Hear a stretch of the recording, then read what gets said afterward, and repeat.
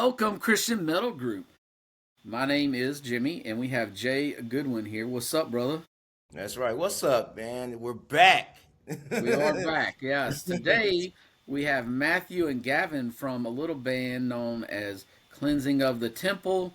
It's the newest pop group in town. Yeah. Hey, you nailed it with the little part. I agree. So I've got to see this band twice this year so far already, and it's pretty exciting because they are fairly local to me. So that's awesome, man. Well, we'll start with you, Matthew, and then Gavin, you can answer what. With this, just a couple questions we always like to ask. Did you grow up in a religious home? Um, so yes and no. Um, I grew up in a home full of believers. Grew up Christian, grew up learning your all the stuff you learn of Christianity when you're a kid. Um, but it was never a weekly Sunday, go to church, everything like that. Growing up, I think the only times I really went to church was like Easter, Christmas, special services like that. Um, And then it wasn't until high school. Yeah, like beginning of high school, I started like regularly attending a church with some buddies of mine, and uh, yeah, that's when I ultimately got saved, and I consider my I guess you can say my journey as a Christian started. Um, yeah, so kind of in and out of a Christian household. I mean, Christians, but it wasn't like it wasn't strict or anything. We go to church every Sunday. It was kind of very laid back. All right, Gavin. Uh, I'll piggyback off Matt. Honestly, the same kind of deal. Growing up, it was me, my mom, and my older brother. Um, we lived together, and it was a similar scenario in the sense of like I knew that they were Christians, and they would occasionally talk about God or how we love God as a family. Nothing ever too in depth as far as things you would get in church. But I think my earliest experiences with church were probably Vacation Bible School growing up. My daycare, they used to take us every summer, so that was the start of my exposure to the gospel. And then when I got to middle school, uh, I had a buddy invite me to youth group on Wednesdays, and I started going with him, and that's when things really started to click for me. And it's not that again, my mom's not a Christian, my brother isn't a Christian. It wasn't one of those things like with Matt where we didn't go every Sunday. That wasn't really our thing or part of our structure as a household at the time. But when I did start going with my buddy in middle school, that's when I found Jesus. I got saved at what's called Rally in the Valley. It's at Little John Coliseum in Clemson. Nice. Yes, sir. So that's been about 12 years ago now. Uh, and yeah, that kicked off my journey as a believer. From there out, I was able to start getting my mom involved in church more, which was really cool, and bring the name of Jesus into more family conversations because it's definitely needed. Yeah. Yeah, that's fantastic. That's awesome. So the next question is, did you all grow up in a musical home? I did. So my parents aren't musicians, Mm. but very big fans of music. My dad loves heavy metal, loves rock, so I grew up around that ever since the day I was born. My mom's a big country fan, so that's always been around. My papa was a big blues guy, so that was always around. Um, yeah, so I really like the first musician out of at least like my close family, but music, yeah, it was always there from day one. Just I can't ever think of a time where something didn't revolve around music around here. Cool. For me, 100%. Um, my my dad, when I was growing up, he used to play a lot of guitar around me. Um, and I wasn't ever really able to pick it up and understand it until, later on in life. But he was constantly playing music around me, a lot of like Leonard Skinner, um, and some older country. That was really where a lot of his interest lied, and some classic rock stuff. And then my older brother, actually, he's the one that showed me to alternative music as we know it. I remember being probably like 7 or 8, and he just had this little amp in his room in the single wide trailer we grew up in, and he was playing Pantera riffs on it, and that Nice. was what really kindled the fire for me for alternative heavy music. Yeah. He was very interested in Nirvana when we were growing up, so I listened to a lot of Nirvana in my formative years. And as far as like my mother goes, she's never been a musician or anything of that nature, but um, every time I was in the car with her growing up, we were listening to classic country. That's all it was. It was essentially, a lot of George Jones and Willie Nelson and Conway Twitty and stuff like that. Um, and that all of that has created this ugly little baby that's known as my music taste now.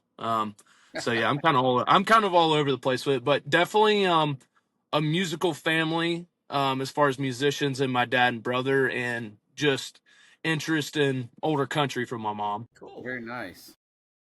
Well, so I, from what I can see, you released your first single back in 2020. So y'all been around for 5 years, right? Um, what was that like recording and releasing a song on no label? Which I mean, a lot of bands are DIY these years, especially the last 10 years or so. And then you released "Slam for the Lamb," your EP, which I got actually picked that up at Pharmacy Records, and that's my go-to store here locally. Nice. So what was that like going through that? And well, you can actually start with the formation of the band and what it was like to record independently and release an EP. Yeah, yeah, for sure. And I'm sure Matt's cool with me taking the lead on this because, like, technically, I'm the only original member of Cleansing left. Now, Matt's been around so long at this point that it feels like he is one of the original Might as members. well be original. Yeah, I mean, Yeah, looking he at your might. website, you definitely have some photos on your website. You have a photo, and it looks like you've definitely had some member changes. Yeah, yeah, for sure. Mhm. It's just a lot of different seasons of life for people. But the concept of cleansing started roughly around 2018 when I was in college, and I was playing football at a small Division I school, Presbyterian College in Clinton, South Carolina. And the concept for it started then. Um, and I kind of got my best buddy at the time, Dustin Duval, involved in on it, because that was kind of mine and his dream. It was like we were always just fans of heavier music, and we always were like, dude, let's just start a band one day. Yeah. So we threw that idea around and kind of saw it come to fruition in 2020, somewhere in that realm, kind of out of the ashes of COVID. Honestly, we had tracked a very, very terrible demo um, before I went back to school in 2019 for my second season of football. And then when I ended up leaving Presbyterian, I got back home and started really tapping into music. And anyways, yeah, so me and Dustin kind of dabbled in it for a little bit, picked up a bassist and drummer. Um, and we had already written a few songs at that point. Mhm. But after those guys saw themselves out, then Matt joined. And then we decided to track Slam and the two other tracks that came with that single. And funny enough, we actually tracked those in my buddy's bedroom in Greenwood, South Carolina. His name's Braden Gibbs. Wow. Much love to Braden. Yeah, we tracked all the instrument and vocals in his bedroom in an apartment he was renting. Because in this day and age with music, it's one of those things where there's so many plugins and so many effects to make you sound good. Like, we were able just to track everything in a bedroom and make it work, and actually program the drums. And like I said, at that point, Matt was with us. So I'm really glad that, Matt has obviously stuck around and feels like one of the originals. And he was also able to be on that first thing we released, which was Slam for the Lamb. That's pretty rad. And yeah, it was cool to see. It was just cool to see like a little like interest or a little uproar in the Christian music scene over it. That was like one of the first times I'd noticed people actually like liked our music in any form, it was really cool. But yeah, I'll let Matt add anything to that he wants. That's kind of my rundown of it. Yeah. Yeah, it's kind of funny because I kind of played in bands throughout high school and stuff with my buddy. Um, I had played in a band, another Christian band, known as Alea's Curse from around Charlotte, right before I got with cleansing.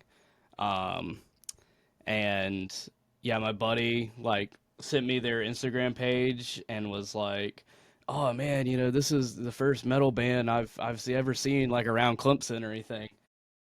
So it was like a huge deal, and like I followed all the guys, and Gavin ended up hitting me up on Instagram, and we just chatted. I think we talked about Gojira a little bit, and Nice. a few days later, we met up and had a drink together and talked it out a little bit, and he had mentioned going to Texas. They had a show in San Antonio. Um, about a month after that, and I remember thinking to myself, like, I'm gonna be in Texas next month. I know it. There was no other reason why I was like, why are we sitting down right now? Just two random people that don't know each other met up, and then a few days later, I get a phone call and it's Gavin. He's like, "Hey man, you wanna play bass in cleansing?" And I was like, "Yeah, I knew it." So, Nice. Nice. so yeah, I was in San Antonio that next month with them, and yeah, like I think a few months later, I ended up switching to guitar, and yeah, it's been that way ever since. So That's crazy. are both of you originally from Seneca? Y'all grew up there? I grew up in Westminster, um, which I mean most people don't know when I'm out of state. I just say Clemson, but yeah, I'm from Westminster. Yeah. Yeah, same here. I'm from a really small town called 6 Mile, about 20 minutes from Oh Clemson. So man, that's just so tell it's so everybody crazy. Clemson. So I was born in Oconee and I lived Okay. in Westminster, West Union, all Nice. through there, Seneca. I grew up there. I mean, I moved when I was about 10, but that was my old stomping ground. And Represent. yeah, So and a you, so little you fun know everything fact. around here. Yeah, right. A little fun fact is Stephen Morse, who started the Christian metal group, is from Greenwood, and I was going to say more specifically, like the 6 Mile area. So Interesting. Okay, that's cool. I don't know how Oh you man. if you ever met Steve. I don't know how because he's been around for a long time. He was in a band called Edge of Eternity. Do you ever remember hearing that band? I've heard of the I name. know the name. Yeah. He was the bass player in it. So he started the Christian metal group. We became friends on MySpace, and it's the rest of his history. Very Uh, cool. he started coming to shows, and we've been to many shows together since then.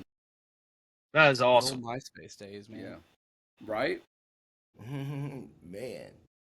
That's I actually I was just like right before I got on looking at my calendar. I might be in Charleston like in a month or so. Yeah. Okay. Oh, nice. That's That's only 3 hours from us, man.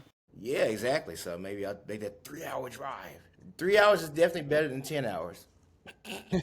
For sure. Definitely, yeah. Hey, let me know when. I might be in Charleston.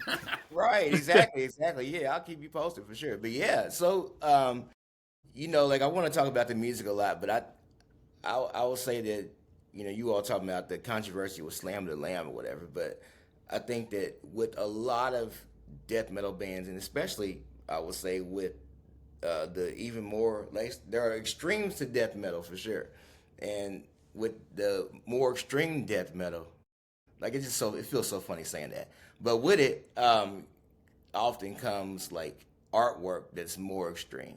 and I know that like the gore grind scene for sure like had some extreme artwork, and the deathcore scene definitely has taken up in a lot of ways like the legacy of gore grind with artwork.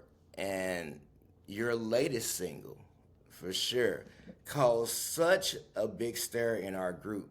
Yo, like No, it you was, don't say. No, not in our group. yo, like people questioning your Yeah, Christianity and right. you Yeah. know your humanity over your humanity overall. Like what? No, actually, it wasn't your latest single. It was Hold up, let me see which single that was. I'm up here looking. Yeah, it's the latest one, Yeah, I yeah. believe. Okay, yes, it was the latest one. It sure Broken was. man. Broken Man. Look, Yes. look. What Jay's trying to say is, if your artwork does not resemble exactly what Demon Hunter puts out, then it's There probably we not go. Christian. You have to, it has to be Demon Hunter.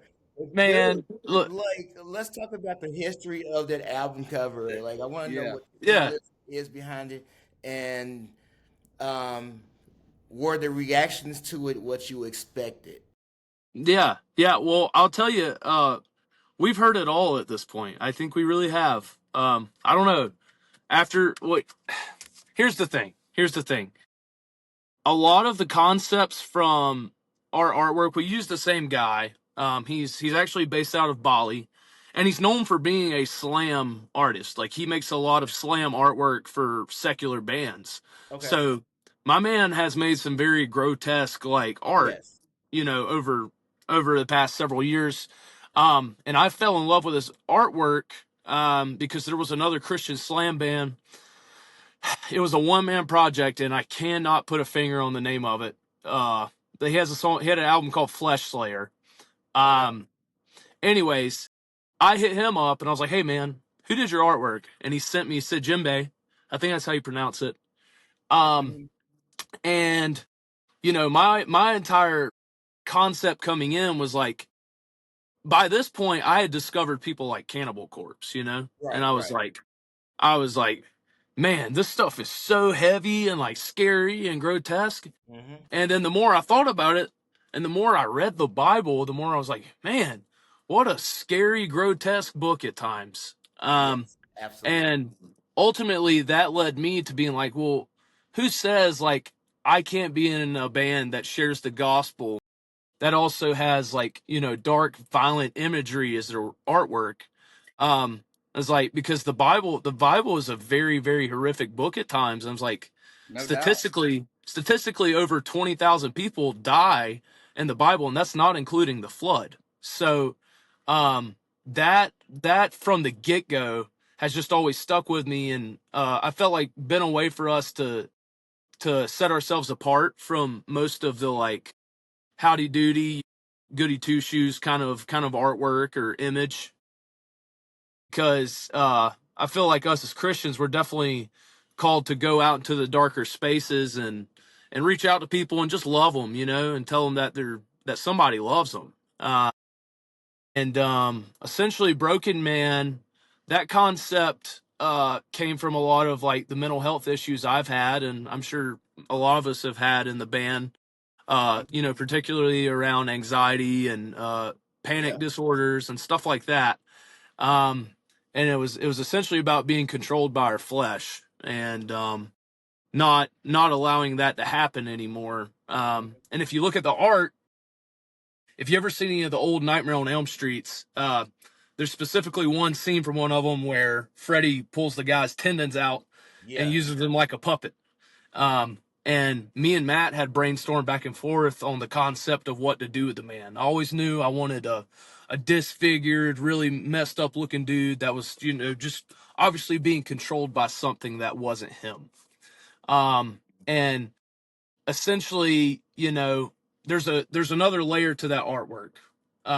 If you used AI or whatever you use to generate the top part of that artwork, I would like for it to be as the hand of God severing those ligatures and severing those ties to the hand of the devil. And, there's always a deeper meaning to art, and people, unfortunately, if people just want to like see it one way or stuck to that, that's their fault. They don't if they don't have the capacity to sit down and look at something and be like, this could have several different meanings, or this could have a deeper meaning than just oh, scary, demonic looking. That's their problem at the end of the day. But I also feel like it's a great tool because it allows us to be a snake in the grass to an extent. I mean, it's a good snake though. It allows It's a us to work It's a our way in. You know. it's a yeah, conversation you eat all the starter rats too, right? basically. Yeah, yeah, for sure. But that's the basic gist of it. I mean, definitely caused some controversy and made some people, you know, say we weren't Christian or whatever, or like attack our faith. But you know, man, we're not moved by that stuff. We kind of feed on it, honestly, because we know To we're doing me, those are the something right. greatest compliments. Yeah, yeah, Like Right. if it makes somebody mad, then I know I did a good job. You know what I found is a lot of time, or almost all the time, it's the people are just they're just quick to judge, and they don't ask the artist or whatever, hey, what does this mean? And then Yes, absolutely. wait for them to explain it and say, oh, okay, now I understand. Instead of just saying that's gross, that's got evil, that can't be of God. And it's it's most of the time it's people who think that skulls are evil. I'm like, wait, dude, you got a skull in your head. What's the big yeah. deal? We're all walking skeletons. That's right, man. Uh, Yeah. um, I think at the end of the day, man, um, like Matt said, we're doing something right when we're kind of pushing people's buttons. I feel like because for me, it just feels like we're challenging people, and maybe they'll be more open minded about things and not just by like looks judge things. You know what I mean? I think that's a really important thing. Yeah, something came to mind when you were saying, talking about the Bible overall, and just some of the crazy stuff that happens in the Bible. Psalm 91 is the one that says, "He that dwelt in the secret place of the Most High." Like it starts off like that. There's a passage in that chapter that says, "1,000 shall fall by thy side, and 10,000 by thy right hand, but it should not come nigh thy dwelling." And I'm like, dang, that's kind of violent. That's like 11,000 people just dying, like what Yeah, the heck, yeah. it's It, pretty. it's it, it's real, man. It's real, and it's dark and it's scary. And but I mean, that's also the world we live in. We live in It's a scary world. absolutely, yeah, So, absolutely. um, but although our stuff may look dark or kind of freaky or whatever, there's Hmm. always good intention behind it, and there's it's always set out to glorify God. Um, Right. however somebody may look at it, that's our intentions behind it. So for anybody to challenge that is honestly laughable to me, um, Hmm. because it just shows me how I don't know how sheltered they are in a sense. Hmm. It's almost like, are we reading the same book? Uh, it really is cherry picking. It's cherry picking at its finest. Um, well, I but always here, like to say, who can say that God can't use this or can't use that? That's where I'm Right. like, explain that one to me. Not my God is not in a box, right? Exactly. exactly, Yeah, just because 100%, it's not for you, don't mean it's not for everybody. Right. Right. absolutely. I And love that so much. and all I'll say, if we can end it here on this one, I mean, I'm sure Matt's would say all the same stuff about it, but like, if people thought this one was bad, I just can't wait to see the reaction with the next one. That's Oh all I snap! have to say. Oh, I can't wait. Stay tuned, buddy. Stay So tuned. looking Like forward to it. we might be protested. Like Oh it's, snap! but I'm it here man, for it. it's got good deeper meaning to it. So that's all that matters to me. I see the Exactly. headline news. Cleansing of the temple protested by Alice Cooper. Right. Canceled by the church. Oh yeah, man. I That's definitely all crazy. about that. So here's something I'm interested in. Also, you were talking about like Cannibal Corpse influences and stuff, but when you all were looking into what style of music to do as a band, and I talked about, we talking about the extremes of death metal, even like, what made you decide to land on like deathcore or slam like that? Go ahead, Matt. Um, so I came in and cleansing was kind of established more as a um more of like a slam band. Hmm. Which to I never really listened to slam too much. I mean, there's some I listen to. I got a little bit into like deathcore and stuff at a younger age with Suicide Silence and Yeah. Chelsea Grin, and then I kind of backstepped and little bit of death and all that. But Yeah. I mostly grew up around like thrash metal and Mhm. metalcore and stuff like that. So, um, at least with me coming into the band, kind of brought a lot of that riffage with the Yeah. guitars and stuff. Brought a little bit more of a metalcore vibe, a little bit deeper of like a deathcore vibe than just Hmm. like straight up slam. Um, yeah, so a lot of our stuff, honestly, is like just all of us. We all have different influences, and we just kind of like stick it all together and like see where it works. And it always changes too. Like I'll be listening to some band or some record like for a month straight that I'm obsessed with, and then everything I start writing starts to sound similar to them. Like Avenged Sevenfold put out. I'm a huge Sevenfold fan. Nice. They put out their new album a couple years ago, and it was like all his writing was like really synthy stuff, trying to be like really trippy and really weird and stuff with it. But I try to stay away from a lot of metal stuff, especially when we're like in the process of trying to write more stuff. Yeah. Just to try and get out of the influences of I'm listening to all this death metal, and now I'm going to go write a death metal song. I'm going to write a death metal song that sounds like a death metal song. I want to make a death metal song that people are going to listen to and be like, oh, I hear hip hop in there. Oh, I hear rock in there. I hear country. I hear blues or whatever. Hmm. I think that's one of our biggest things. We always try to be unique. We always try to push the envelope. Not only with the messages and stuff that we send, but also just like musically. Like we want to be different. We want to be unique. We want people to hear it and be like, oh, I've never heard anything like that before. Yeah, That's that's awesome. beautiful. Yeah. Who, I who who's I'm your sorry. Go ahead. favorite? Yeah, go ahead. I was just gonna say, piggybacking off that. Yeah, I think it's funny because I think a big part of why we've been labeled, slam and deathcore is kind of where we started at, and I guess my vocal style in a sense and the riffs that Dustin was originally writing. It was very bare bones slam kind of stuff, like Hmm. deathcore stuff. And as we've progressed, the musical side has 100% evolved, especially with Matt joining and bringing his metalcore thrash influences.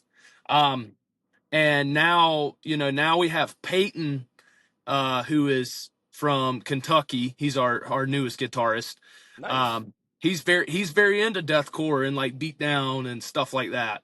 Um, but now we have a bassist named Daniel, who's from North Georgia. Um, he's very proggy. He's very into stuff like Tool and Okay, he really likes Rush. He likes a lot of that stuff. Nice. And, and then our drummer Tristan, he's a big metalcore guy. So I think I want to say we unintentionally landed on deathcore and slam. It was really just what fit the mold at the time, and I believe we've still held on to that, that title as that type of band, a lot because of the vocal style I use.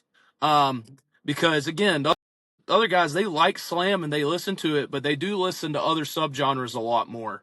yeah, So I think as far as it goes for now, yeah, we're probably labeled as, deathcore slam, and we may always be, but the new stuff that we're writing is going to be a lot more unique and different because we really Nice. are pursuing not sounding like somebody else. We want to sound like Right. ourselves. We Right. want to that's we want to that's market our sound. I think the fans will appreciate that. Absolutely. You bring You when you can bring all those different influences together, you can create something new. exactly. And I think you can hear it in Broken Man. Broken Man's definitely the uh probably the most unique thing we've written like since we've started, just because the song structure and like the parts in the songs and all the different influences. Yeah. It's but I'll tell you the biggest thing with me, it's funny that it all landed this way. When I write songs, I have classic country and bluegrass influence as far as some of the things that I'm saying, uh, the cadence, maybe a story that's telling. Um, if you go look at that old stuff, the lyrics in a lot of old country and Appalachian and bluegrass music's very dark. and Oh, absolutely. kind of hits you in the mouth. So I definitely utilize that a lot in the things that I write, and it went hand in hand with deathcore and slam and that lyrical content. That's so Um, cool. We just interviewed Irie, and the lead singer he's like, oh yeah, I got like a side gospel bluegrass band. I'm like, what? yeah, Where did yeah, that come from? So That's awesome. yeah, there's no rules, right? Um, never know. Matt, I was going to ask you, who is your favorite drummer for Avenged Sevenfold? The Rev, 100%. Okay, Yeah, 100%. Okay, Yeah. no nice. contest. Man, I this is wow. I actually love the Mike Portnoy era. I think Nightmare is my favorite Avenged Sevenfold album. City of Evil is second, but Yeah, I would agree Nightmare, with that. it's like I know they were coming from a place of like frustration and anger over Rev's death Mhm. or whatever, but dude, like Nightmare just surprisingly with Mike Portnoy's background, like it just was so surprisingly heavy. Yeah. City of Evil and even Awakening and Fallen, like I love those first like maybe 5, 6 albums for sure. Mhm. Like those first 5 albums, I think especially the newer stuff, like all right, but yeah, um, Mike Portnoy, man, he stepped Yeah. up and He's a killed on beast, that. man. I really, really love him. Have a lot of respect for them. I've loved all their drummers. I mean, Aaron was really good. Yeah, yeah, Brooks Wackerman's awesome with him now, but like it's just something special about like yeah, the for real. Rev, just Yeah, that original lineup it just came together so nicely. yeah, absolutely. Yeah, man, gone way too soon, man, for sure. Absolutely, man. Yeah, let's see. So yeah, so man, there's here's one. I was looking at Apple Music, um, and there's a picture of you all at Bucky's. Don't get That me started on Bucky's, man. I can talk about let's That's Bucky's like all day. unintentionally become like our thing. I don't it was never planned that like Bucky's was gonna be the thing that we always do, but like it just is. I don't know. So like It's just every so time you're on the goofy, I road, you hit a think. Bucky's. Yeah. 100%. Yeah. If we Every pass one, single we're like stopping. we always So had to post a picture in it. yeah, Like you've been it's to the so one in dumb Tennessee, and it's so right? goofy. In Sevierville, Tennessee. You've been to that one. Yeah, we stopped at that Yeah, one the we just other went to day. that one this past So weekend. that's now previously the largest Bucky's. Now they built a new one in Texas. That's so I think the one in Sevierville is 75,000 square foot. They built one in Texas that's like 76,000, and if I remember correctly, they're building one in Florida that's going to be 80,000 square foot. I mean, like 100 That's pumps. Like, how ridiculous. much bigger are you going to get, man? That It's is insane, crazy. man. It is, yeah. We That first we one we went to in Texas was freaking massive. Oh, Yeah, it I'm I was didn't sure. remember where it gigantic. was, but it was huge. Yeah, which Texas is just a whole different beast in general. That was the Sure. first time we ever went to a Bucky's was on our way to Texas back when we went to San Antonio 3 4 years ago, whenever that was. And I don't know, man. It's just one of those places. It's like you always walk in and it smells amazing. Um, they got all kinds of treats and knickknacks and um, honestly, it's just like I can't think of a better place to stop because I know some people are kind of meh about their brisket, but Oh, I I it's dope. I thoroughly enjoy it when yeah, I'm I on the agree road, for sure, Yeah. and absolutely. it's quick and easy. Now every time I check out, I spend like $50, but Wow. it's worth it, man. And all the guys love it. And again, like Matt said, it was pretty inadvertently done because there's a lot of bands that like go to Bucky's and take pictures with the beaver and all that stuff, but I had the idea in Texas. So it was like there's like the band The Chariot. Um, Yeah. the Chariot has a picture in front of their van, like out in a desert, and that was like their promo pic. And I was like, guys, how sick would it be if we pull our freaking van up with the U-Haul trailer in front of the Bucky's like logo, and we whipped it up in the middle of the road and like blocked traffic and took the picture real quick. Yeah, it was like And 5 cars waiting behind there was us. 5 cars waiting on Taking us. his picture. We got the picture though, man. We got it and got out. So yeah, that's Nice. kind of Nice. our thing now. So the first time you went to Bucky's, did you say, "Boy, ain't nobody from South Carolina seen anything like this"? Well, it was about Yeah, right. Bucky's was foreign back then. I mean, now we have like two Bucky's now in South Carolina, I think. Nice. There's But one yeah, in back then Florence. it No, was so Florence is the foreign. only one still, I think. I think they're building one in Anderson. They That's haven't the one. broke. Yeah, they're Yeah, supposed to put one in that's Anderson. like Yeah. 30 minutes from me. They haven't broke ground yet. I was told that Bucky's gave the city like $1 million to because they got to redo the on and off ramps, and they haven't even Mm-mm. started. From what I haven't seen anything. It'll That's probably be crazy. another You five got years one near before you, they're Jay? good. Yes, they are like everything's in like I think they start in like somewhere around Cave City actually. So it's kind of like Oh, okay. it's definitely in like hour and something away. But actually just discovered Bucky's like Oh, what? Where you been, within the man? last oh god like in fact the first time I remember going to Bucky's was Easter weekend. Wow. Really? Oh, okay. When I went to Immortal Fest up in Ohio, Steve from Greenwood went with me, and he's like, "I ain't never been to no Bucky's." I'm like, "All right, we're going." So we stopped at two of them. Oh my It's an god. experience, man. It's on the Yeah, bucket list. You got to do it before you die. Yeah, there you that's go. right. That's awesome. Well, I want to know more specifically about the song "Slam for the Lamb." Like, how did that come about, and the lyrics and all that? That's what got me hooked. When I heard that, I was like, "All right, I'm down. I'm down with this." And I've not. I mean, I'm not as big of a death metal and slam metal. Like Jay can rattle off names of these bands. And I like some. I mean, I get into Impending Doom and different bands, but how did that song come about? I think kind of hitting back at what I was talking about, I had originally when I got into, heavier music in high school, I discovered bands like Cannibal Corpse and whatnot. And I wasn't listening to them, consistently, but I had an identity of who they were and what they sounded like. Um, and then when I got into college and really started toying with the idea of, hey, starting a band, I was like, I knew like just because who I am, I was like, it's gonna have to be a Christian band. Like I'm gonna have to glorify God with it because that's just how I operate. And I remember sitting in my car in college before the band even started, and I found "Nail Dead Risen" by Impending Doom. Yes. There we go. And That's awesome. "Nail Dead Risen" for me really sparked something. And I was just shown. I was like, oh, there's like actually bands that you know represent the Christian faith and sound this heavy and like this nasty. And I was like, well, shoot, if these guys can do it, I guess I can too.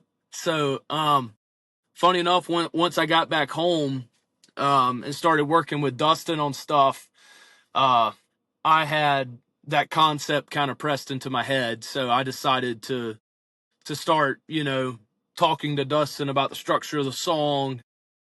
I told him all the lyrics. The lyrics are one of those things where I tried to be super violent, but also use it in a way to glorify the destruction of evil or bad things in the world. Hmm. It's just like I was like, man, I'm gonna write this song about being at war with the devil, and I was like, it's just, it just fits so well with the death metal idea of like violence and against the grain type stuff. Hmm.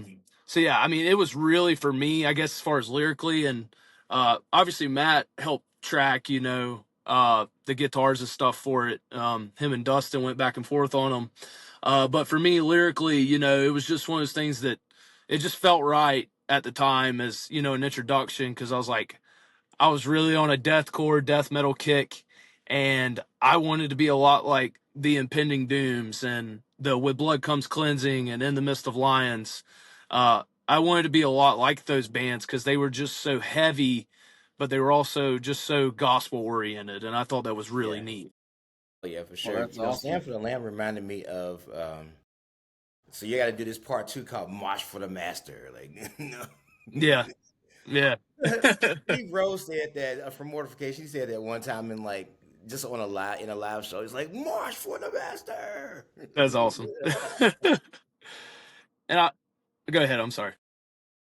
You're good, you're good. No, that was it. Oh yeah, I was just gonna say, like, as much as it's funny because everywhere we go, if anybody does know us, it's for Slam. We'll say it's that song at the end, and they'll just be like, "Oh yeah, woo!" A couple of wild claps in the back of the room, whatever. Um, our goal is to hang on to that same type of energy and let that song, reach out and touch as many people as possible. And if it ends up being the staple song forever, it does. But, at the rate that we're going right now, we're so much more capable of writing better stuff No and doubt. heavier stuff. So, our goal is to write something that'll just eventually just like completely trump that. And everybody be like, oh, what song is that? So we'll see what happens, just Yeah. kind of rolling with the punches. Well, Yeah. let's since you already brought up impending doom and how that really sparked you into music, which is amazing, or this style of music, and to create a band that they have been on my bucket list. I still haven't got to see them, but I know you opened for them in Jacksonville. I wanted to make that, but it's 6 hours from me. I just couldn't figure out how to make that work. So, what was it like opening for that show? I get it, man. You didn't want to drive 6 hours. We don't mean enough to you. I'm just kidding. Nah, Yeah. that was honestly for me surreal, man. And I have to give many thanks to uh my buddy Michael, who was one of the singers for Blood Comes Cleansing before Robert took over. Um, man, he had seen the potential in us for a couple years. All those guys in What Blood Comes Cleansing did, and they were really supportive of us for a hot minute there. And we finally played our first show with Blood Comes Cleansing in September of last year. And then I guess through the grapevine, we kind of got, put in that loop with, we're the guys trying to carry that torch in the younger generation as far as the Christian deathcore vibe. And yeah, man, they hooked us up, and when we got the offer, I was like blown away. I didn't really believe it, but it was also kind of one of those things where it was just like, once I realized what it wasn't even about asking the guys. I just said, yeah, we'll be there. It's like, we'll figure it out, kind of deal. Yeah, no doubt. Um, but absolute surreal experience playing to, you know, a crowd that size with, Mhm. for me at least, and I know a couple other guys in the band that, really, really got us into this niche little thing that's called Christian deathcore. It honestly still, I'm still in some disbelief about it, even though it's already, over a month past or whatever. It was just a very cool experience, and it showed us that everything we're doing is not just for nothing. Like, I feel like we've gained some steam and have started to see some doors be kicked open, and that's the Lord working. I don't know what other way to explain it, because since I started, that was like a bucket list band, if not the, because I was like, they just hold so much influence over me and the genesis of cleansing of the temple, that I was like, it has to happen eventually. Oh, And it did. It maybe there's did. gonna be a tour coming up before we know it. That would be sweet. Yeah. Man, we're hoping and praying for it. We're chugging along and doing our thing right now. We just gotta keep our head down and keep grinding, because nobody owes us anything. We gotta go earn it. But Matt, do you have anything to say about the Impending Doom show? Because I know it was hoot and holler and good time for everybody. Yeah, and also, were you a fan? Were you familiar with the band and from a fan of them before joining this band? I had listened to Impending Doom, and I was familiar with some of their music. I was never really a huge fan, just because I really wasn't a huge deathcore fan outside of like a handful of bands as a kid. But definitely knew who they were. Definitely listened to them on and off, and liked their music. Just never kept up with them a ton. Yeah, I think the timing of the show honestly was the coolest thing, because we had just gone through like a big member change. I mean, over half of the band was completely different several months prior to that, and just to come from a place where everything's changing and everything's uncertain, and we really didn't know. I mean, we knew there was going to be a future for cleansing, but we didn't necessarily know what that future was moving into and was going to look like.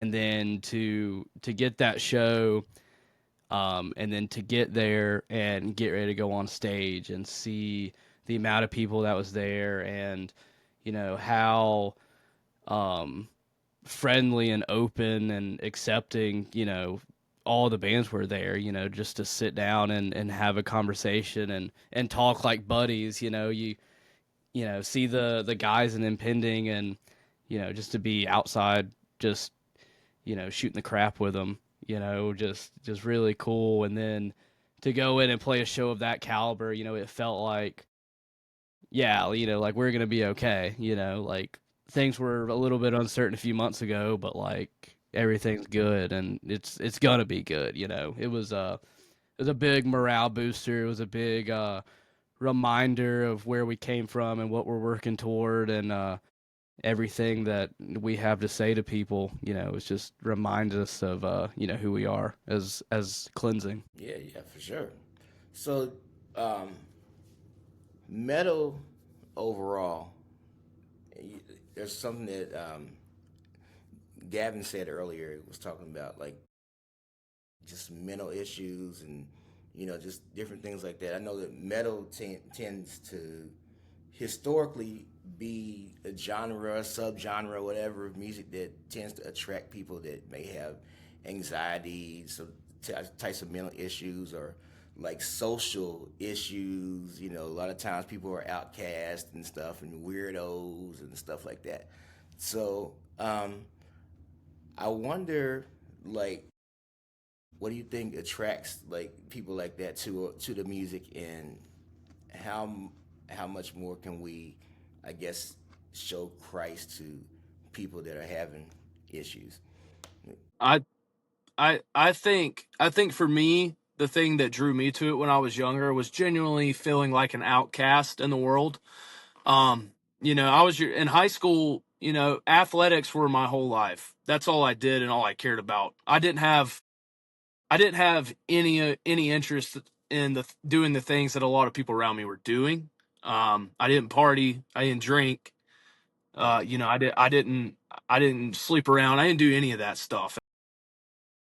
For me, it was like, oh, I'm working for something that nobody can ever take away from me. And when I did that, um, it really just made me distance myself from the world. And when I was in my alone time, working out or prepping or doing whatever I was doing, 9 times out of 10, I was listening to metal.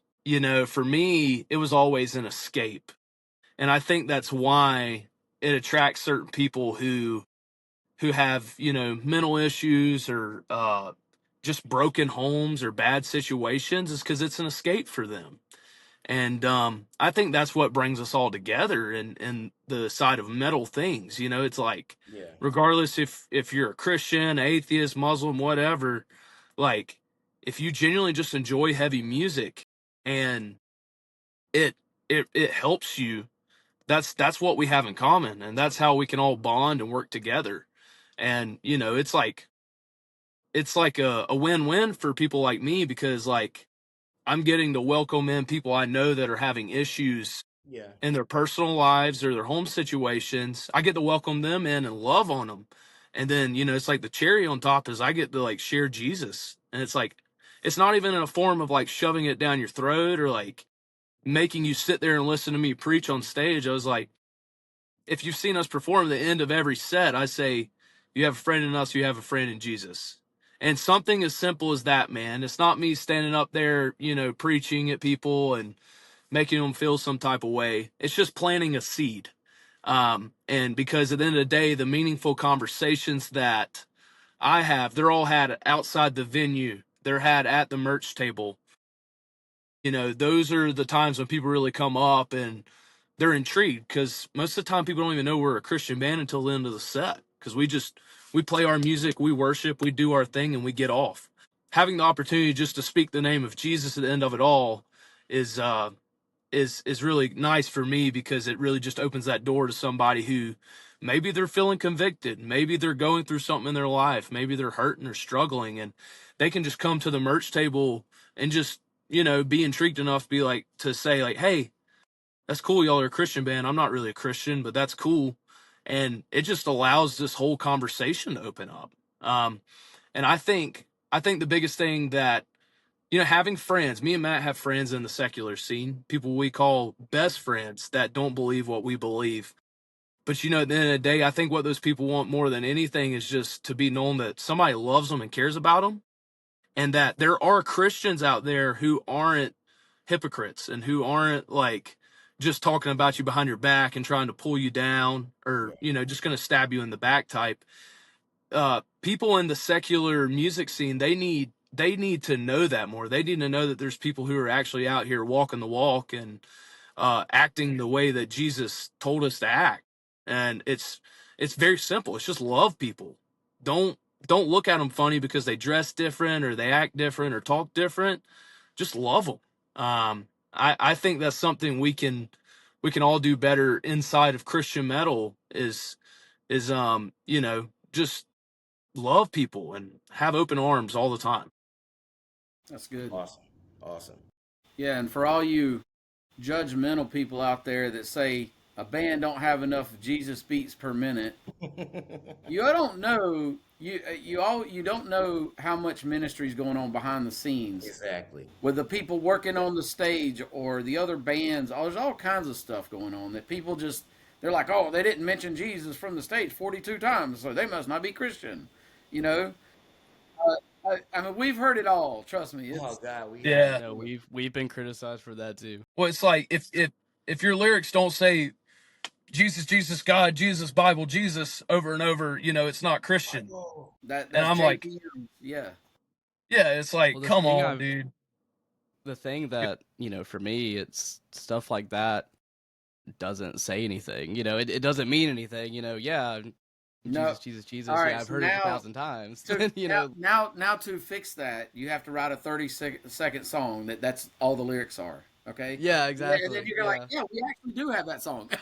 Yeah, no, I want to hear something deep. I want to hear Yeah. something personal, that's Yeah. not in, I can go to church and hear those songs every Sunday, and Yeah. give me something with a little bit more meat behind it. right. Yeah, Man, well, that's that Um, comes. that's yeah, I definitely. just, Go I ahead. just, I just think I think it's a very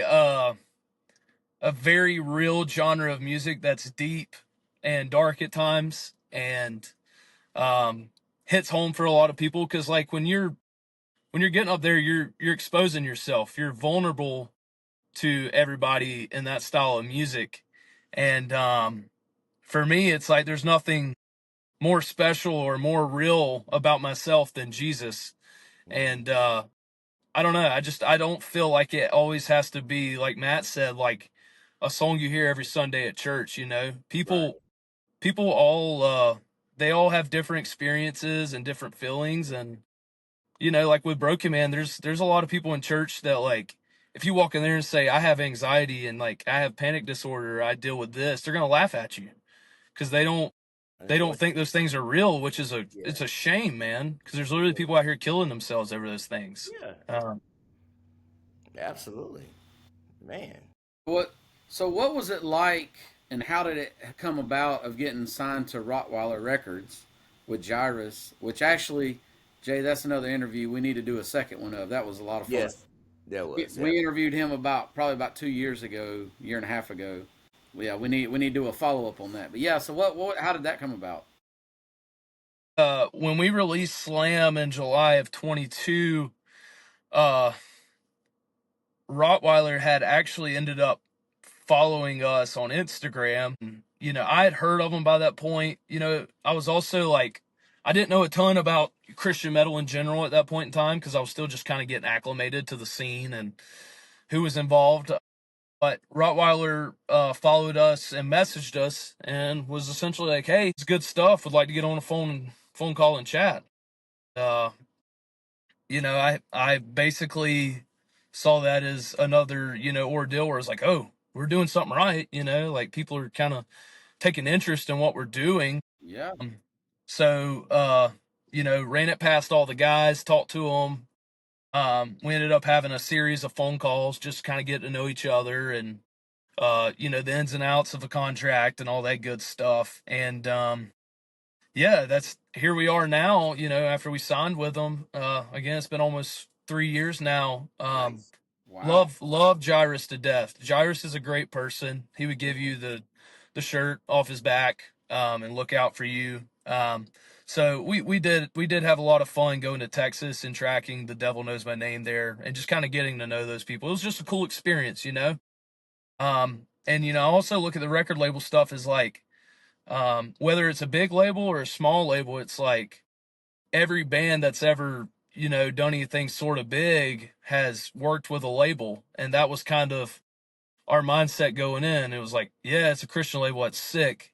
And also just the fact of being signed and kind of getting more opportunities than just being an independent band. That's kind of why we took that leap of faith with it. It's like, because worst case scenario, another label comes and buys us out, or it doesn't work out in the long run, but it was still worth the shot, just going in not knowing anything about Jairus or the label. But again, the more that we've gotten to know Jairus, he's a lovely person, Yeah, absolutely. and grateful for that friendship outside of the label. Just grateful for the friendship we have with Hmm. him. That's awesome. I'm glad that worked out for you. Yeah, and it's like I said, it gives you a further distribution and a bigger audience, right?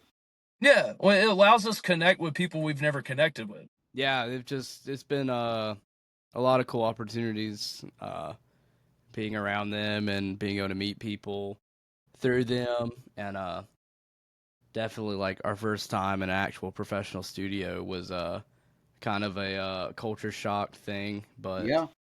it's offered us a lot of learning points Absolutely. to continue with the future of this band. Yeah. Do you have?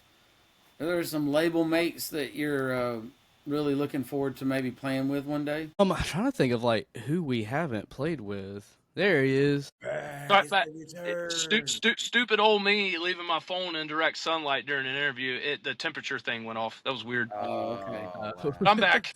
I hate it when that happens. who What? have What? who Sorry, have go we ahead. not played with on Rottweiler yet? I'm Mm, trying to think of um. people. Well, it's kind of weird because I know a few bands have been in and out. Yeah. When we signed, like Voluntary Mortification was there. Brutality was there, which we've played with both of them now. I think even at that point, maybe a Beta Massive Flesh was there. Um, so it's Yeah, been they kind of hard were. for it's been hard for me to They kind of were. keep track. Who's been in and out. Various reasons. I mean, a lot of the bands that were there when we got there were probably around the time to renegotiate their contracts. So Oh okay. things have definitely evolved a bit, but Hmm. most of the label stuff is kind of all the networking's really done through social medias at this point, just because everybody's so spread out. Like the guys in Unworthy, they're in California, so like they're just one of those people we've kind of messaged on and off pretty consistently since the start. Um, Obviously, if it goes back to like playing with bands, it makes sense too because 90%, 95% of the time it's just all secular bands we're working with, and it's just kind of the Hmm. way it goes.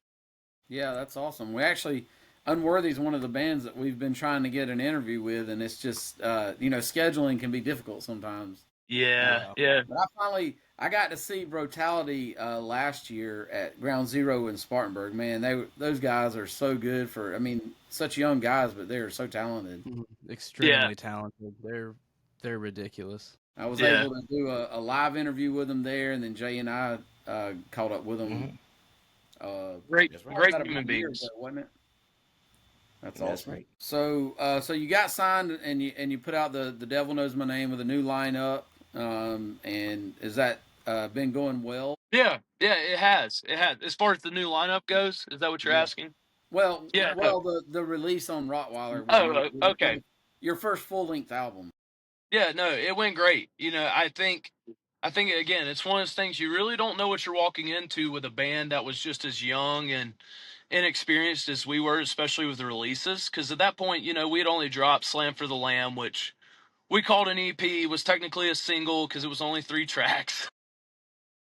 But Yeah, we'd only did that, and we did "In the Garden" at that point. That were like our first like legit releases, that didn't sound like demos or whatever.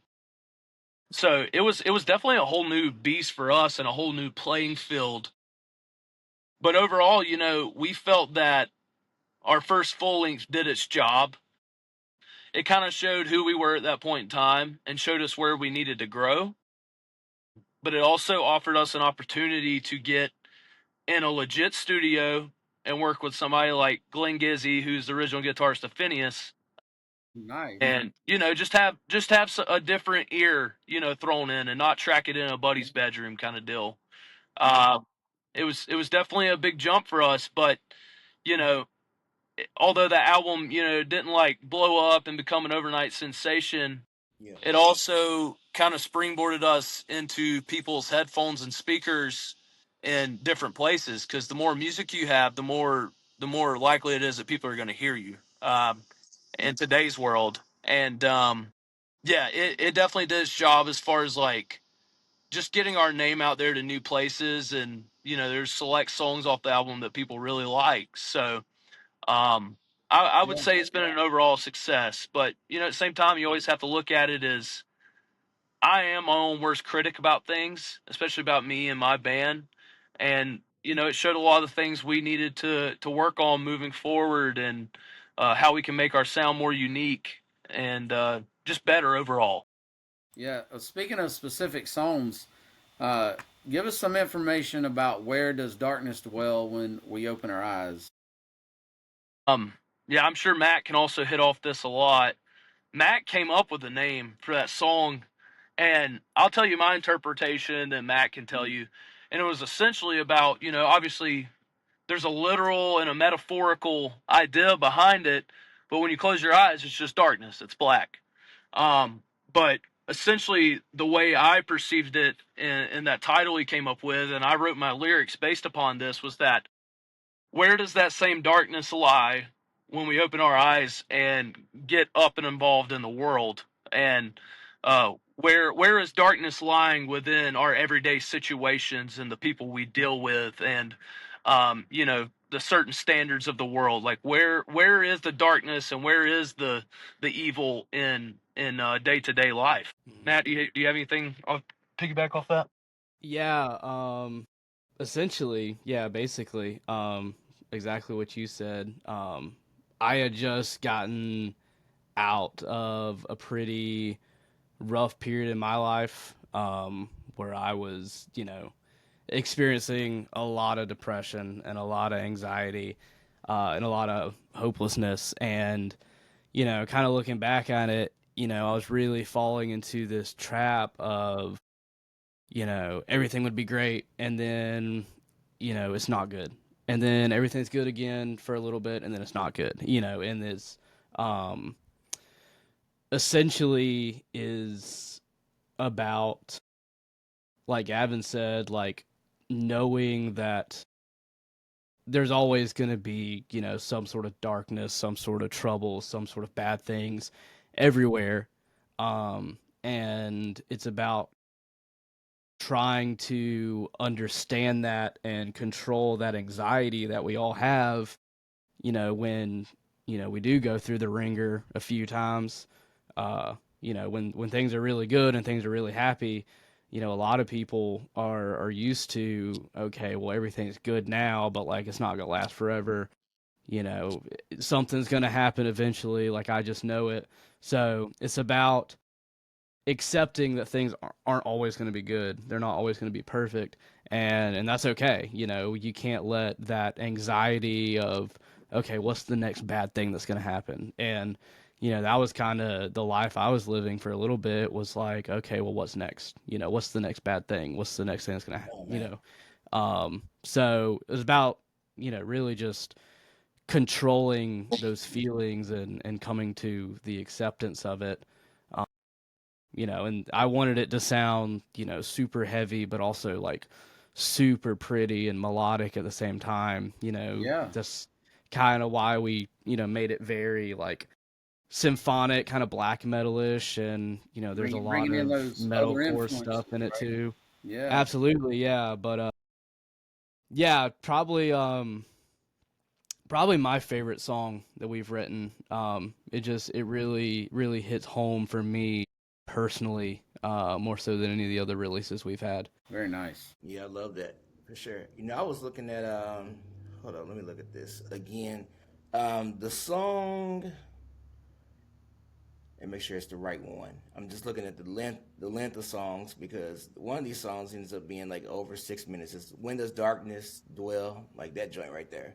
That's Hmm. Uh, yeah. so have y'all done that? Have y'all done that live? No, We haven't, not yet. No, we haven't. we really wanted to for our release show, but it just with the amount that's in that song. I mean, Yeah, there's like exactly. That's what I'm 10 thinking. Like, different guitar layers. like Like, pulling you that know, off. we Like, yeah, we didn't have we weren't running backing tracks or a click or anything during mhm. that time, and it kind of just came down to like, if we're gonna do this, like we got to make it perfect. We got to do Yeah, it right. because that is one you don't want to mess up. Right. Yeah. Yeah. Yeah, For no, sure. For sure. that's a very easy one to mess up. But very soon. I mean, we've been talking about it. We've been playing it. We've been practicing it again. Cool. So yeah, it's gonna be heard really really soon. That's Nice. awesome. I love that. Gavin, tell us about your stage presence. You have a certain, I don't know, transformation that happens, and you get on stage and you're all death metal. Like, how did that come about? For me, I'm very balled in on the idea of like when people are paying to come to a show and see you, you're there to perform for them, and I feel like that has always struck me because like growing up in athletics, people paid to come to sporting events, so obviously I want to do good if they're paying to come see me play.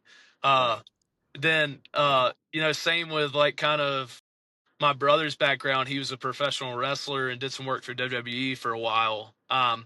But the performance side of it and having charisma and having energy and a lot of it comes from football and athletics too. I was just always try to be very intense and aggressive and have a motor.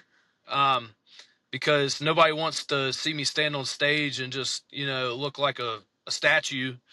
And I was like, I just felt like it was always natural for me to move around and to have fun and do my thing. It's like, especially when I look at it as a form of meaningful service or worship, I really do go up there and just get lost in the moment. Like I don't think about anything else. I just think about that as a very sacred and special time, and I Nice. I'm grateful I get to share that with other people and they get to see that. Yeah.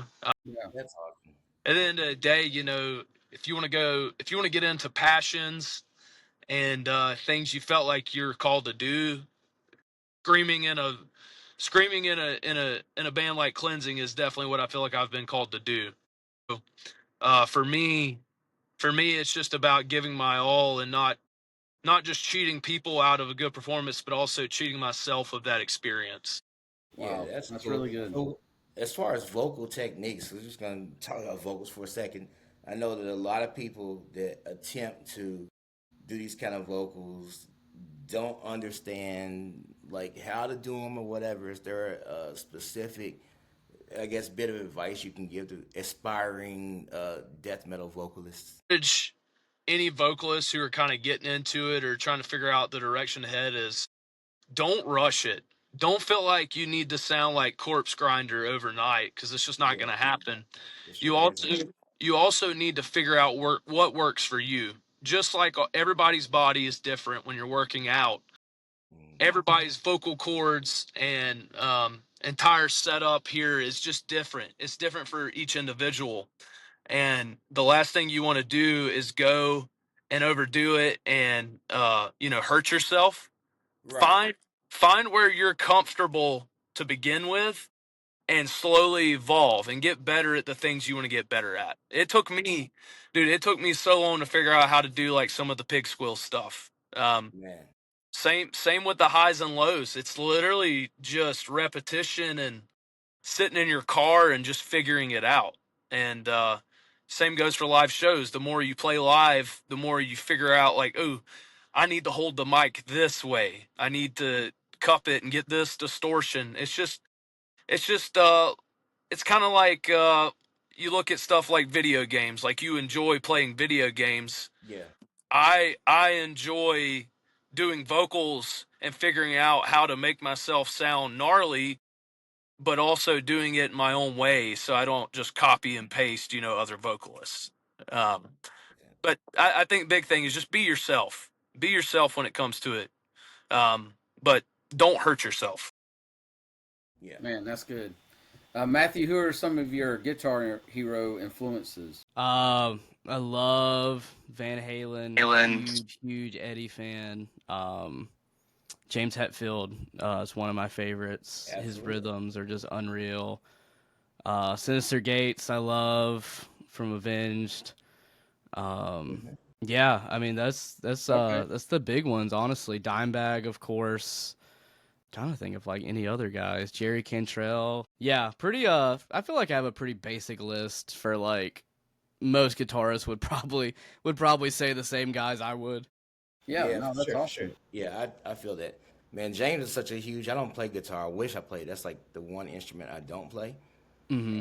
But yeah, James is like such a riff master, man. Yeah, unreal, man. He gets overlooked a lot because he's not doing a bunch of crazy solo stuff. But Right, right. I mean, good lord, the rhythms he's doing on top of vocals, I can't wrap my head around it. It's I know. Yeah. crazy. There's a couple of newer songs by Metallica that I just really love, like Judas Kiss, My Hmm. Apocalypse, like Spit Out the Bone, like Hmm. All Nightmare Long. There's such crazy riffage on those songs, man. All nightmare long. Yeah. Yeah, God, the riff is just crazy. Now it's got stuck in my head. I know, right? And Robert's right there with him. I think you can see the chemistry between him and Rob. They just But love. yeah, Robert's insane.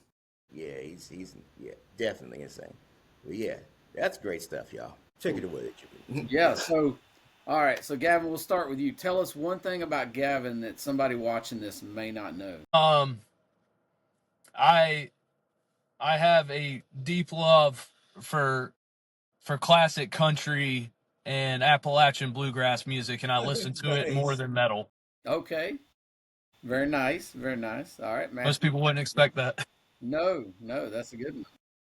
Will you be doing any of those kind of vocals on any of the Plans of the Temple? Maybe Gavin with the banjo next tour. Yes, we'll absolutely. see. I ain't gonna say it hadn't been thrown around. Oh my goodness. um, I'm a huge geek. I'm a huge nerd. I mean, I love nerdy things. All right, you gotta Uh, be more specific. Cartoon. Gotcha. Like, I don't know. I'm trying to think of things. Like you Yeah. like you like anime at all? I've gotten a lot more into anime recently. I'm a huge Magic the Gathering fan, Okay. huge Transformers fan, huge Star Oh, I'm Wars definitely a fan. huge Transformers fan. What a Yes. nerd. Yeah. Yeah. I got my Star Wars. You can't see, but it's right above me up here. Oh yeah. But at the same time, like I'm also like partly like a country boy too, which is kind of a funny mixture, like I love hunting and fishing and all that, but then, Yeah. I'm a big geek, at the end of the day. Dang, I got Have to y'all heard piggyback. of the Steven Seagal's band? It's called the Seagals or something, I think.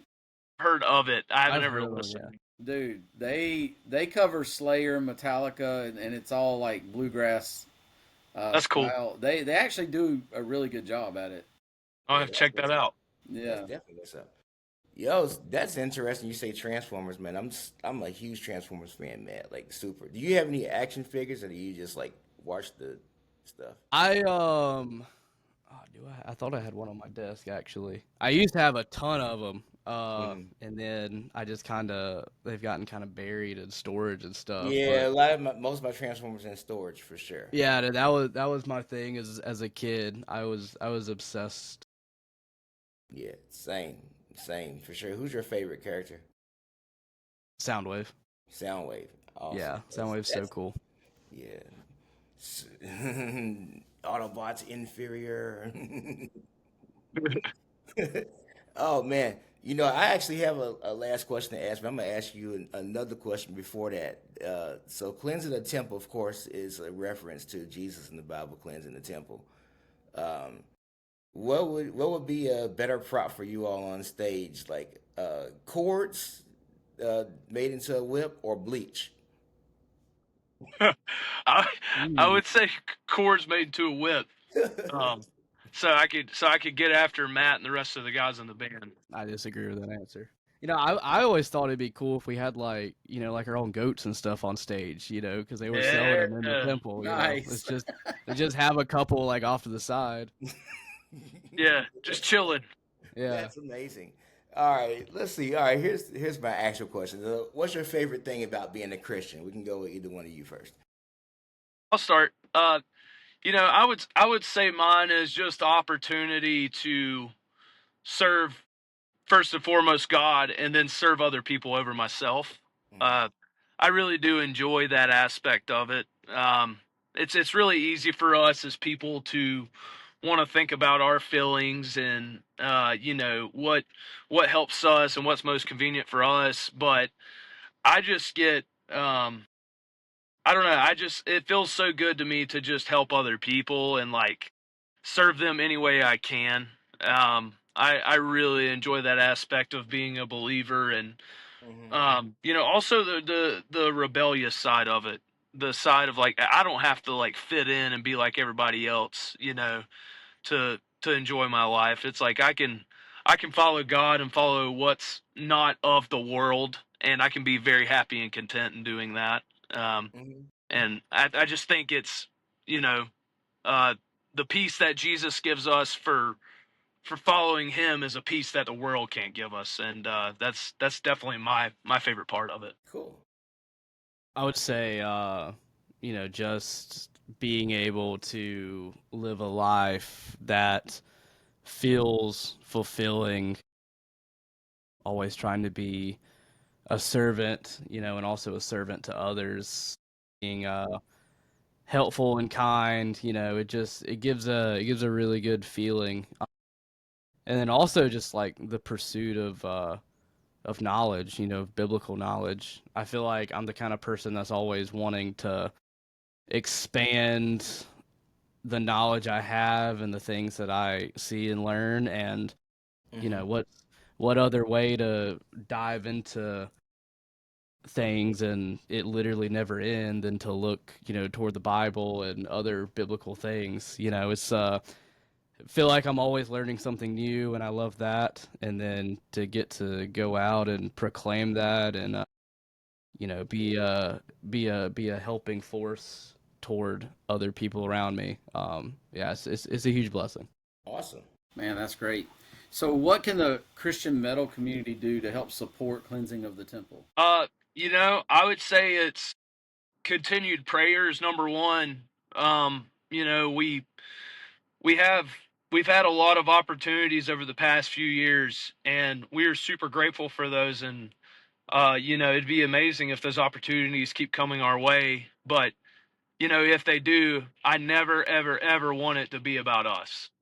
Um, I want it to first and foremost be about Jesus and you know his calling for us in our lives to just love other people and share his gift. And secondly, also want it to be about the people that are actually coming and supporting us to begin with. I think that's really important because we are nothing without those people and their support, especially in the world of music. Nobody would know who we are, if they weren't coming to our shows or weren't listening to our music. Facts. Um, Facts. but definitely just continued prayers that our heads just stay screwed on straight and we never forget what it's actually about. It's easy to get caught up in the day to day, like, oh, am I going to be bringing money home from this run, or you know, what can this do for me, kind of deal. Even if those days come, and I hope that they do, because it kind of shows, so reaping what you sow, kind of deal. But I just pray that it never be about that, and Man, other than that, just coming to shows and talking to us and hanging out with us, and if you want to buy merch, that always helps us get home. I um, know that's right. but yeah, yeah. I mean, you're in a band, you get it, you understand it more, and I think more so it's about lifting each other up. I think that's the one other thing I would say for the Christian metal scene is just lift each other up. Just because somebody interpret scripture a little different, or they have dark art, or they're intrigued by things that are not typically just like shown or taught like in day-to-day Christian households. Like, don't immediately shun those people away. Like, I'm your brother in Christ, and all I need from you is your support. Even though you don't understand exactly what I'm doing, I've told you, what the meaning of it is, and I've told you that I come in love, and the overall, purpose of it is to share the love of Jesus with people. I don't ask for anything but your support. Not that you have to come to my shows and like my music and do all this stuff, but why?